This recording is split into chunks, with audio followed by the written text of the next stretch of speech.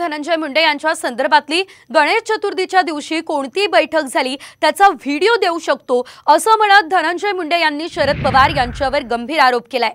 भाजप सोबत जाण्यासाठी पवारांनी बैठक घेतली, आता आम्ही केलं त्याला गद्दारी कसं म्हणता, हा सवाल त्यांनी उपस्थित केलाय। 2017 गणेश चतुर्थीच्या दिवशी तारखेसहित उद्या व्हिडिओ फुटेज म्हणला त्याच्या सहित कुठं कशी बैठक झाली त्याच्या सहित मी देऊ शकतो। मी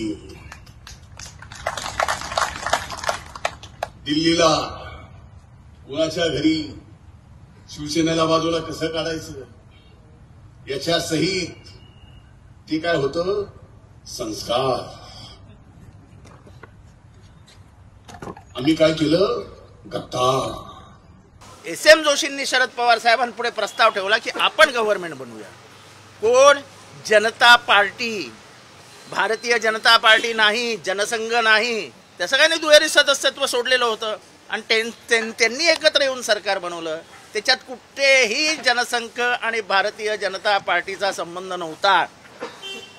तेव्हा माहीत नसताना कोणी अधिकचं बोलू नये, इतिहास आधी जाणून घ्यावा, पानं वाचावीत।